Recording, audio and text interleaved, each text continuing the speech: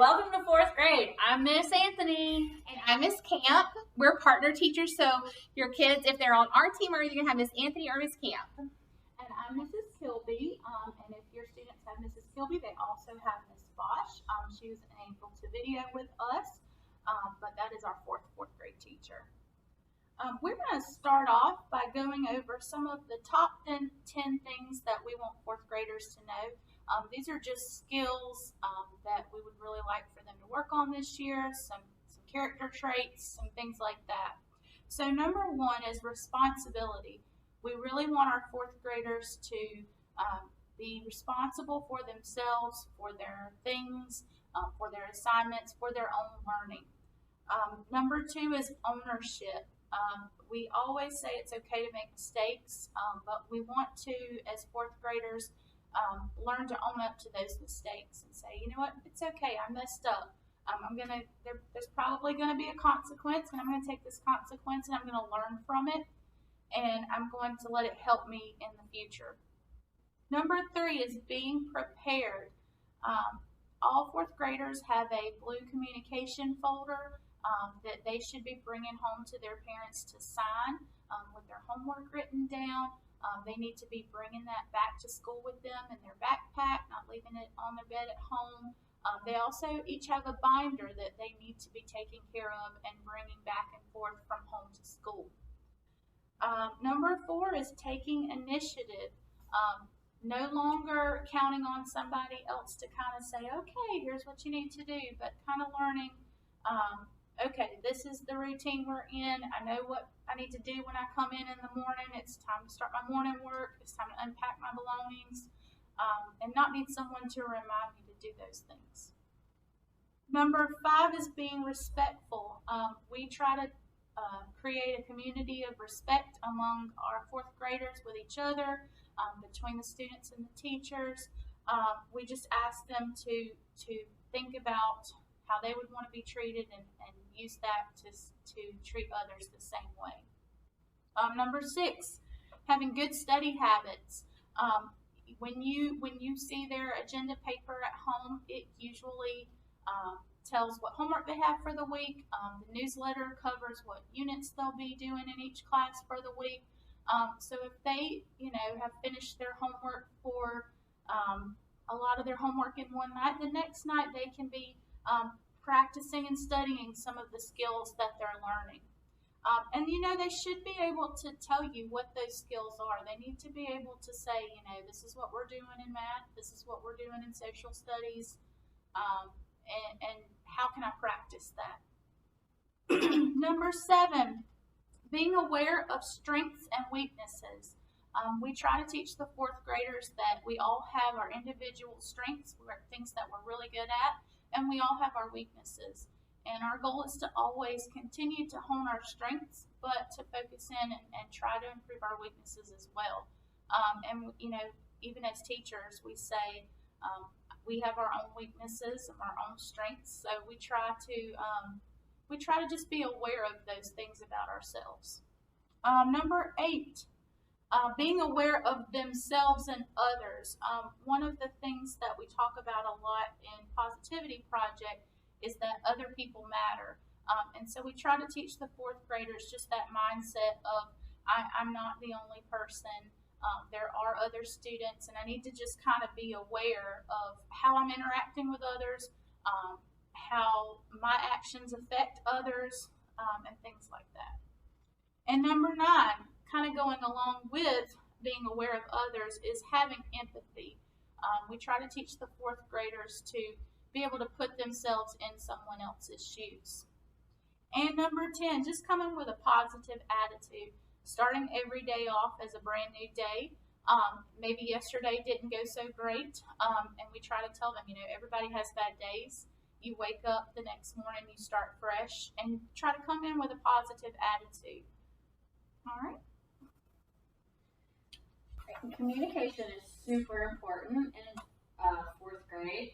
And one of the things that Ms. Kilby had already stated was our weekly blue folders. Each week, those come home with papers in there for you to see your child's progress each week.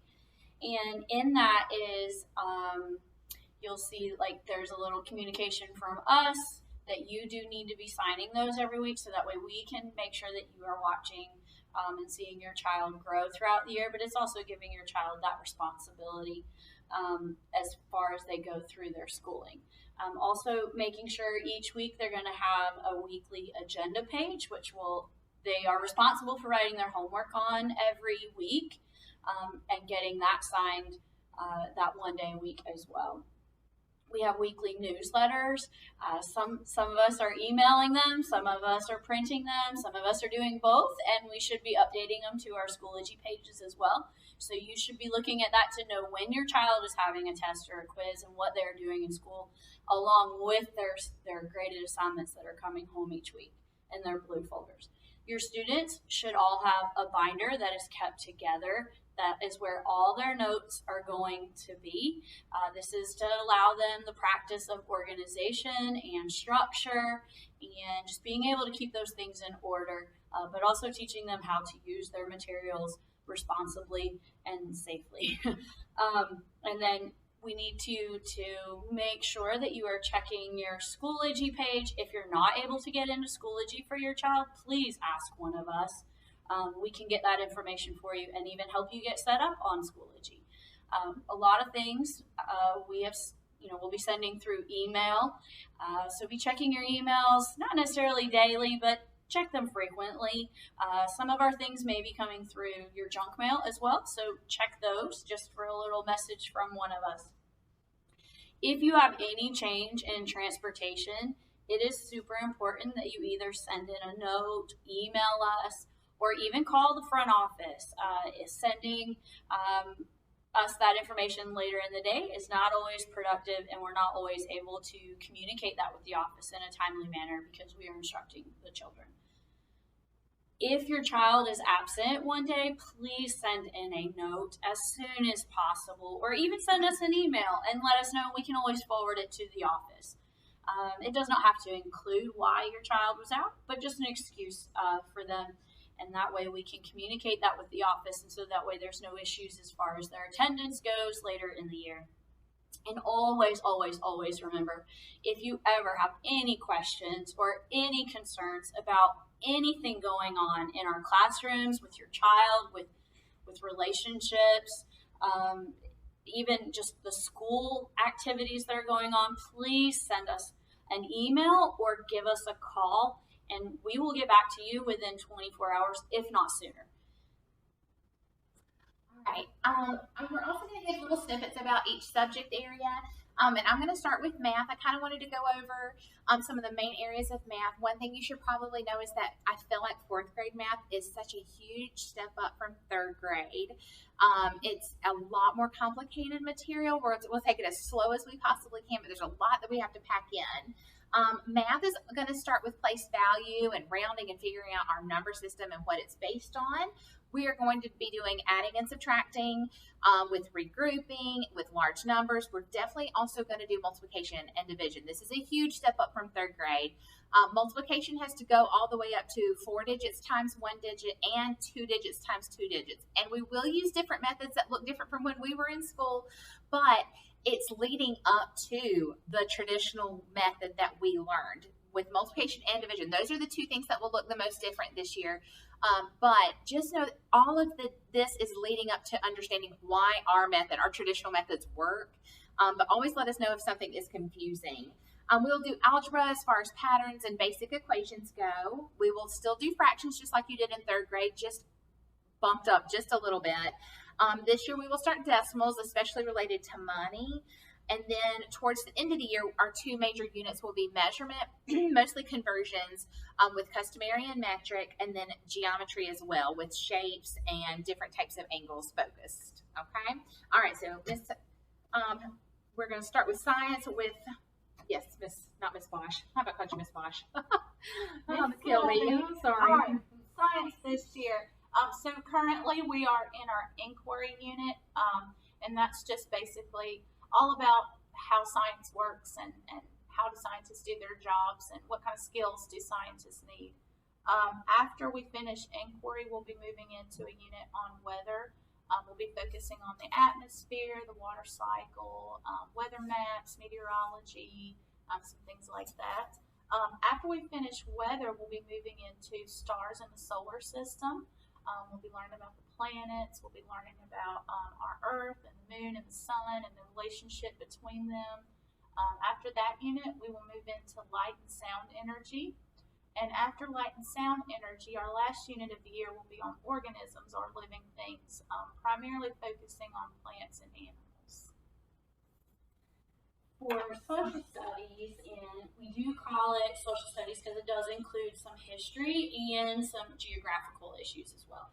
So we cover a lot this year in 4th grade, and this is a year of change for us. So if you have older students that have come through 4th grade, you might see some differences in the material that's being learned in social studies this year.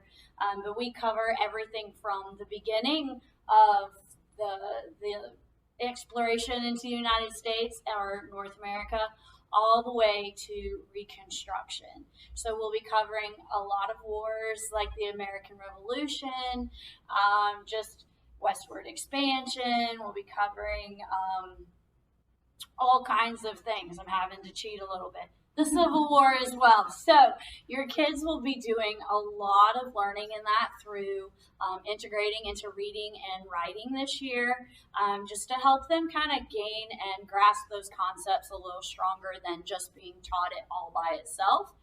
And memorizing, because social studies and history is a lot of memorizing. So you want to make sure that you're really studying those notes that are in those binders. With reading and writing, like I said, we'll be integrating a lot of our social studies units into it. But with reading, we are kind of changing pace here, which started in 3rd grade, where you're not necessarily learning how to read, but learning from our reading. And that's a big step and a big change for you at home, because you might still see your children maybe struggling with some just getting to be able to read words, and that is still something that we can work on, but we really are focusing on the learning from our reading. So reading out loud to your children is still very, very valuable, especially if they're struggling with it. That doesn't mean we don't want them to try, but we cover a lot of different topics in reading. We go all the way from inferencing to central idea. We do point of view. We do text structures, text features. So we do a lot of fiction and a lot of nonfiction this year. So make sure you're reading those newsletters. And in writing, we have a lot in writing as well. We do the major types of writing, which you'll see: narrative, explanatory, opinion writing. You'll see those types, and then you'll also see some grammar put in, which I know in our past that was a big focus for us while we were growing up. It is definitely a focus in 4th grade as well. So you might really want to make sure that you're practicing that with your children each night through just reviewing their notes. And then now we're going to talk about some strategies that you can do as parents to help your kids with their academics. As we said before, really make sure that you're reviewing those weekly folders. Check over their missed questions, but you can also look over the ones that they got right and talk about how they got it right. How did they know their answers? How do they feel that they have been doing? What do they need to improve on? So not just you checking in and checking and making sure that they got the answers right or they know them now. How are they feeling about themselves and their own academics and their own learning? Because that's going to give them that ownership. Also, it is really important that you read with your children. Even at this age, read with them. Sit down with them. We're going to be doing some book challenges this year, and you reading with them, reading to them, still counts because they're learning so much from listening to you read. And ask questions as you're reading. Not just basic, who is the character type questions, but think about how those characters are thinking and how they're changing throughout the text. That's going to give them that deeper level thinking and help them with their academics in school. And then also, when your child is responding to these questions, really think about how they can put them into complete sentences using the question that you have asked. That's such a big, powerful method that you can use at home that'll transfer into class, into reading, into writing, into social studies, science, and even math. because they have to be able to take the question and turn it into their answer in order to communicate clearly. Just think about your own bosses. You have to do that too. So do our children. Alrighty. Two things, especially for math, that we thought that would be great strategies for you to focus on this year are your basic facts. And I know multiplication facts are drilled because they are so important, but please don't forget your basic addition and subtraction facts too. Those are so easy just to call out while you're in the car, on the way to school, or on the way to eat one night or something. Call out, what are the facts that add up to 10, 6 and 4, 7 and 3, 8 and 2, what adds up to 20, what adds up to 100. Practice even addition and subtraction skills. Because if you can nail that, that's going to be such a strong foundation for even tougher math skills. And just to know that math, like I said earlier, math really is going to get tougher this year. Reach out to us teachers if something is not making sense or something is confusing. If we're doing something using a different method, ask why we're doing it. Always happy to explain how something will lead to the traditional way of doing things with math. There's always a reason for what we're doing, I promise. Just reach out to us and let us talk with you if you have any questions. All right. And lastly, it's important to ask your child how their day was, and ask them, what did they do in each class? Can they tell you something that they learned? I know my child gets in the car in the afternoon, and I say, well, what'd you do today? And it's always kind of a struggle to pull it out of them. I don't know, I ate some lunch or played on the playground, that kind of thing. I'm sure you can relate. But see if you can pull a little deeper. See if they can tell you what topics they covered.